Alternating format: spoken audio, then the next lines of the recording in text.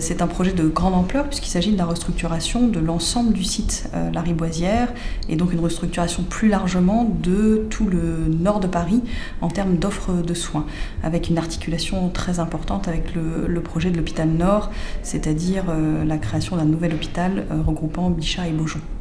L'objectif, c'est en fait sur le site de revoir l'ensemble des bâtiments qui aujourd'hui ne sont pas du tout fonctionnels. Ils correspondent à une architecture certes remarquable, mais qui ne correspond plus à la médecine moderne d'aujourd'hui. Par exemple, on a des blocs opératoires, une réanimation chirurgicale, une imagerie qui sont répartis sur 3 niveaux de sous-sol, qui ne sont plus du tout ni fonctionnels, ni efficients, ni d'ailleurs adaptés aux normes d'aujourd'hui. C'est tout à fait une reconfiguration de l'ensemble du site avec le fait de réorganiser les bâtiments, de regrouper l'ensemble des activités qui sont aujourd'hui dispersées sur le site. Et on a également l'objectif de réhabiliter une partie des anciens bâtiments pour y mettre des activités de consultation, des activités ambulatoires, des activités tertiaires de bureaux.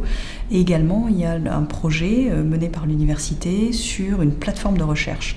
Donc c'est vraiment un campus hospitalo-universitaire qui va être totalement rénové, recréé sur le site de manière la plus efficace possible. C'est un bâtiment dont l'objectif est la certification haute qualité environnementale, donc un niveau d'exigence élevé de ce point de vue-là, avec un certain nombre de cibles à atteindre.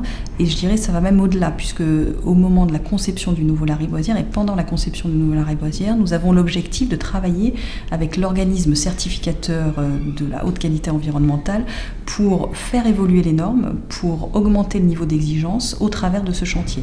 Donc c'est une sorte de laboratoire grandeur nature de ces exigences environnementales auxquelles évidemment la PHP est extrêmement attachée.